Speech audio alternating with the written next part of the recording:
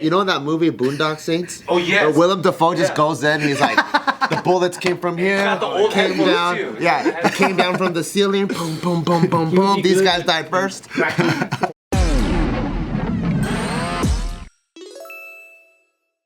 Alright, welcome back to the JK Precinct episode of The Careful Boys, where today we have Lieutenant Aram Choe with us. And we're gonna need your investigative and detective hat on as you tell us, based off of what you understand of us, what kind of cops we would be. Imagine if we were Monterey Park Police Department. Oh, give us a our rank. role, and then what would we be doing? Give us a rank. What Like, do you think imagine would we fit? like the height that we would reach in our career. Yeah, like you said earlier, Bart's a super cop. Our final ranking. Yeah, but Bart would go through a lot of road bumps along the way. As a rookie, he would be getting into trouble, shenanigans, pushing the envelope. But he'd learn from all that, and then eventually would mature to probably someone that become a field training officer. And as a field training officer, you would feel the responsibility weighing on your shoulders to rear up these new officers, and your responsibility would grow, and other people would see that and be like, Bart can be a sergeant. Let's give him more people. So I can see Bart elevating to at least the rank of sergeant. Your ceiling is super high. I think he can go all the way to the top. So I'll be one of those. in the 50s. Yeah, I'll be one of those old guys with the low rank because I pushed the boundaries too much. But you're also, you got that entrepreneurial spirit, which means you're a go-getter. So you won't want to settle, right? Oh. I think you'll mentality-wise. I don't want to be anything past a sergeant. Once you get a taste of sergeant, you're like, you know what? I could be a lieutenant. So, and I think you'll be one of those guys that because you have a sense of humor. I think this goes for all you guys. Actually, you guys will be well respected by your troops. Because there are people that are my rank that people don't respect. Oh, you're a micromanager or you're just an admin guy. But I actually sit in briefings with the guys where a lot of the lieutenants don't. What rank were you in the military? Korean translator. You're a sergeant. But the sergeant's way different. Like I would say a sergeant in the police force is almost like Like a private? like a first sergeant in the military. It's like really up there. Right? How long does it take to become a sergeant in the police? I think the average is about 11 to 12 years. It's a long time. Yeah, but I think the position of the way it's viewed and respected is the same, because we have a lot of military people in the police department, and it's the same thing. Hey Sarge, hey Sarge, hey Sarge, and the Sarge is you're not the admin guy. You're still but you're not the line guy. But you're the guy that's kind of gone through it all, and you're the guy that has the answers. You're the guy that's making the decisions, and the line guys have to trust the sergeant. Yeah. So there's a unique relationship. My funnest job ever was patrol sergeant. That was probably the best time I ever had, because relationship is so unique. You're out there in the trenches with the guys, whereas once you promote again to lieutenant, you're really detached from all that. Because then that's when you're more admin or in the office? Yeah, so even at command post, we used to go out to the field and run the command post so that the sergeant can run the search element or whatever. But do you wear more suit and tie versus your uniform? No, I wear a uniform. So yes, at certain departments, once you get to a lieutenant, you'll just wear a polo shirt. But our admin, everybody from the chief down wears a uniform. So it's a unity of command thing that our chief decided, or several chiefs ago decided that they were going to do. But when I first came to the department, it was not uncommon to see lieutenant and above wearing normal clothes. But yeah. So you mentioned that Sergeant Bart over here would probably get into a bunch of fuckery in his earlier stages. Yeah, what specifically do you see him like fucking around Practicing furtherance. He gets it. I just think you're probably more of a goal, like you want to get to the goal. You see a goal, you have this idea, you're a creative type person, and you're obsessed with that until you get it done. That you might blur the lines of means justifying the ends. You're like, this guy needs to go to jail. And He plants evidence? no, not plants evidence, but you might be on him. Like, dude, why are you harassing me? It's just a matter of time before you commit a crime. Well, leave me alone. And then someone will eventually pull you back and say, hey, Bart, good, but there's other dogs to catch too, right? I want to catch this one. This is my favorite dog.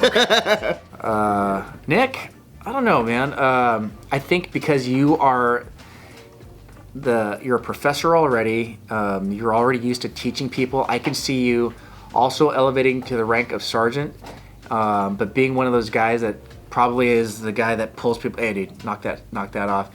Hey, good arrest, but I would have done this differently. You might want to think about doing this, and which I eventually see leading you to being like a training manager. You're the guy that's going to be training all the field training officers. You are that. I would love that. I would Yeah. actually love that. He's a great instructor. He trained all of us, and he worked magic with a friend of ours that nobody could ever help. Yeah. Through sexual favors. That was how I did it. You see, further- you understand that not everybody learns the same way. So you found a way to motivate everybody. There's always a way. You just practice empathy. I think that goes kind of the same for you guys. I mean, the unique thing about all you guys is all you guys are creatives, and I think creatives just have a different mindset when it comes to law enforcement. Like I'm kind of an anomaly. I told you guys I'm an anomaly because I had my degrees and stuff like that. But police work wasn't always the end goal for me, right? Police work was something that I said when I first started, maybe I'll do it for 10 years, and it was a good ride. And then 10 years came, and I had a family. Like, well, this has actually been good for my family, and then the job became fun. I'll give it another 10 years, and then now it's going to be 30 years. Yeah. That's crazy. But for me, I've been fortunate because it's not the case for a lot of officers. You have a lot of officers that have just been pushing a black and white for 25, 30 years, and they're just done with the job, right? And they're just waiting to get to retirement age. Luckily, I mean, I've been blessed in my career that I've had a lot of opportunities to do different things and promote incrementally. Like just when I'm about getting tired of that position, there's an opportunity to promote, and I do. And that's not the case for everybody. And I've been blessed that I've been able to do that. And it's kind of kept my interest in the job because different functions. Now, when I was at sergeant mentoring the FTOs, now I'm that lieutenant mentoring the sergeants. And I just see I have a different place in my life. But with that said, all you guys being creative, you guys also have different personalities, right? But I think at the end of the day, all you guys have tremendous ceilings. You guys are all intellectual, well-spoken. You guys can probably make it all the way up to chief. What? We could be chief one day, you guys. But see, the thing is, whether or not that's if you want to. Whether or not you want to would be high. What does chiefs? A corrupt Are chief. they more like, at that point, is it more political? It And does you're get very working political. with, like, city government. You're working with media or whatever and all that. Yeah, so it's a tough job. Like, at my agency, I don't know that I'd ever want to be the chief because it's. Isn't that exactly why you should be chief? Yeah, Jon Snow. I'm not the king of the north. I mean, I shouldn't say that because it may sabotage if anybody at work's watching. It may sabotage my chances if I do change my mind. But at this point, I've seen many chiefs get. They live at work. You're there 6-7 days a week. You're always answering calls from the politicians, from the city manager. It just doesn't stop. But that's your job, right? And do you ever stop thinking about the job? No. It's either when the phone calls do stop, you're lying in bed worrying about your entire department because you're privy to intimate details that I'm not even privy to, like internal affairs investigations, injured officers or officers going through personal health problems, officers going through divorce. A lot of those things funnel directly to the chief, right? Hey, I don't feel comfortable telling my boss. Chief, can I just talk to you? So you absorb all that. And especially at an agency like my size, 150 or less, you know everybody. And then you're the man that's now looking out for the welfare of your officers. And that's a tough thing to have on your shoulders. Like, am I making the right decision for the guy? Because the decision you might make might be good with half the guys, but the other half may not be okay with it. But what's the right decision at that point? You have to make a decision that's not only good for the guys you have today, but the guys that will be coming generationally. And then on top of that, it's like I've got to pay attention to the people that are promoting or want to promote, because after I leave this place as a chief, I got to think about who the next chief is going to be, and then who's going to fill in that captain spot that got vacated. You're literally a CEO. Yeah. Yes, you're the CEO of that position. Spoken like a chief, huh? You sound like a chief, man. Well, Chief material. how about when you watch Batman and then you have Commissioner Gordon? What's a commissioner? That. And why does he get to flash the bat signal? Why isn't no one else? What the hell's a commissioner? different states do policing differently, right? So like some states have constables, some states have marshals, some states have commissioners. It just depends how their local government is set up. So it's a different name Just for Gotham chief? City does Yeah. commissioner. Right. And then there are police commissioners too that are the commission. They're the civilian executive of an oversight committee that advises the chief. Right, super big cities will do that. So is that more of like a checks and balances thing? Yeah. So you're very, very nice and very, very articulate. And we appreciate that. thank But you. for the fun of this exercise, hey Bart, what kind of cop would Joe be? A corrupt one, huh? But still, like gray area, like like when you watch a show and he's like a corrupt one, it's an anti-hero, but like he's good, like Chief Unser on freaking Sons of Anarchy. He's so cool. I feel like Unser? dude, That was mad corrupt. I could see you letting somebody go and then just fucking breaking his legs or something. Yo, like this I dude think. was a I mean, cop. I know he did it's it. hard. I'm not trying to generalize you guys and lump you guys as just. But please, if you can. Well, I'm not lumping you guys as creative, but it is. If you guys stepped foot into a police station today, you guys would be different. You would notice right away you guys are different than the rest of the guys. You guys will figure out a way to fit in. Obviously, you did that in the Marine Corps, you do that in Jiu-Jitsu, and you do that in your traveling and stuff like that. But you guys, that's the skill that creative people have, right? You can kind of adapt to any environment that you're in. But you'll see, like, wait a minute, how come you didn't think about this? How come I thought about it so easily and you didn't think about this? And that's when you realize your ceiling might be higher than the next. You'll know once you step. You'll never promote. Your work ethic sucks, and all you guys are here today because of your work ethic and your ability to think outside the box. I think Ryan would make a really good detective. He's in homicide for sure because he thinks like the serial killers. Cases. He'd be a great He's like, investigator. you know that movie Boondock Saints? Oh, yes. Where Willem Dafoe just goes in and he's like, the bullets came from here, got the old came headphones down, too. yeah, it came down from the ceiling, boom, boom, boom, boom, boom. These guys died first. He's like, he doesn't put gloves on. He's just touching the blood. Yeah, he's like, iron deficient. The brain is. I can see the gears turning right now. I want to be an undercover prostitute. That's my job. That's gonna be Joe actually. Yeah. I think I'll be a good undercover cop. Be a good undercover. Oh, Joe. I think what Joe will be. Concubine. Remember in Donnie Brasco, Johnny Depp. Was it Johnny Depp? Yeah. Johnny Depp got so embedded so deeply. Yeah. He was like, "Who am I loyal to?" Yeah, he doesn't know which side.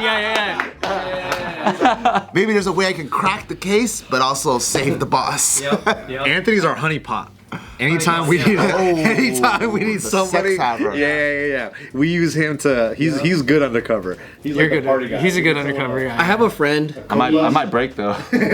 I think he's one of those cops that love being a cop. Like that's his whole identity. And I think when you love it, right? Like I think he had top arrests in his department for like the longest time, and then but he like explored. Like he can't just stay on the street. Like he needs to explore. So he went into being a detective, and then the stuff that he was telling me, like he would like cross state lines trying to catch a fugitive, all this stuff, and then like now he's doing more of an officer stuff role, but he's going back to the jails, but now more as a superior. Oh, okay. So you're promoted. Yeah, so he wants to go more for like, what is it? Is it officer, right? So before he was more like field. Yeah, he said like what sucks is so he's a deputy, and I think he says what sucks is the last gig was the best because he was kind of like big fish in a small pond. So clocked in whatever hours he wanted, chose the best hours, holidays off. To get to the next position, now he's kind of like a bitch again, but he's a bitch amongst huge fish. So now he gets like night shift and all whatever. But I don't know what his new. He said he was running the jails right here in Chinatown, Oh, okay. and then he's like doing overtime, like working 48 hours straight and all this crazy. Every time you promote, there's a good chance you'll promote. You start at the bottom again. So you usually go to the jail. I've seen that a lot. Sergeants, newly promoted sergeants, go back to the jails. Yeah, he's like the bottom of the top. Yeah, and then it's real quick. After a few months in the jails, I've seen a lot of sergeants that are that are valuable to being on the streets get pulled out back to their units or back on the streets. Because I think those were the careers that you don't know about until someone who's an officer tells you about all these different, like when he was a detective and he could drive around in those SUVs and they catch all you do is like look for people with warrants. Yeah. So it's like the funnest stuff, or like SWAT and all that, right? And then like I think the lay person, the normal person, we just go, oh, an officer, someone who just patrols and gives tickets, or maybe there's a drug bust or something. Yeah, there's a bunch of units you can go to, right? I feel like they should like either like promote them better or something. Cause I I did my scuba certification with him and his other cop buddy because they were gonna work the boats in the harbor for LA sheriffs, and I'm like, that's something you didn't even think. They could be water cops. Well, yeah, they're on boats and they're like patrolling. They're patrolling on the water. That's something as a profession we do horribly. Like promoting all the cool stuff. Yeah, we could do so much better to recruit people, and we don't. I mean, it's because the decision makers are usually not the creatives. I think we need to put a poster that shows the hiring incentive. Cool, that's cool, but every department's doing that. And if I'm a creative, I'm like, how do I stand apart from another agency recruiting the same target people that we are, right? Because those are the jobs that really made me go, whoa, that sounds really exciting. That sounds fun, yeah. Trigger like Joe. You could be a boat cop. I mean, there are people that, like the sheriff's department, when I was in Catalina in September, and as soon as you get off the Catalina Flyer or whatever boat you take to get over there, you see the deputy car, and it makes you think, oh, you don't think that there's deputies working Catalina, and they, one step further. Yeah, that's part of their jurisdiction. Yeah, they live there too, so that you get paid to live on free housing At Catalina. and you're just cruising Catalina. Yeah. In a golf cart or what's up? That's tight. Yeah, they have golf carts too. Yeah, but they have an SUV. They have an Explorer. Oh, dude, another one that I thought was pretty Catalina, cool too? was hostage negotiation. That sounds so scary. How would you do it? Go. Joe'd be like, just I'm gonna kill him. Hey, dude, come on, man. calling your bluff. I got McDonald's. All right. You're just hungry, that's all. Creators, dude, high ceiling. You just got that guy killed. Good job. What about Subin? Just go to town, man. Subin was supposed to come on a ride along Thursday or Friday, and I told him, "Cool, man, I'll be there." It was Friday. I will be there, but you have to be there by 8, no longer than 8. That's the window. I can't send you out with the guys after 8 o'clock. Yeah, I'll be there. Cool. And then that same day, I didn't hear anything from him. So it's about 5 or 6 o'clock. How's it going? Is he going to be able to make it on time? Still waiting on the wife to get home. Because he has a new baby. Oh. And so I think he's like, it's going to be after 8. I said, oh man, let's just schedule it a different time. Low ceiling. Yeah. Already bad signs. I love Subin's tenacity and desire, and I always say, if you really want to be something, you can. So I think that some of the advice I gave Subin as he was entering through the process, because he had been testing, I give him some advice to, hey, probably want to cool off on the social media, and he didn't listen to that. So I would say his ceiling is a little shorter than your guys's. He tried to. He like went through and was like deleting all the stuff. He's all, what do you think? I deleted a bunch of clips. And I looked through. I was like, But that's hard. That's so hard to do because I think he'll be good as a SWAT guy in Mexico. Mexico. Subin's a super talented guy too. He's very talented. Yeah, I could see him doing a lot of things like investigations.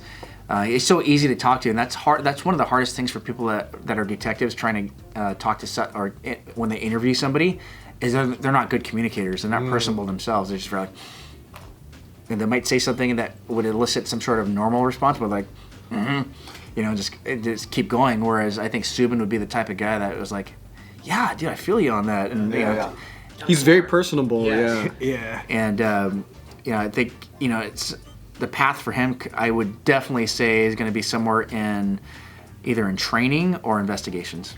Really? Or in Hawaii. teaching other officers like a skill or whatever he's into, like guns or something. Yeah. So we have in-house classes, right? Where this week we're going to teach about child abuse investigations.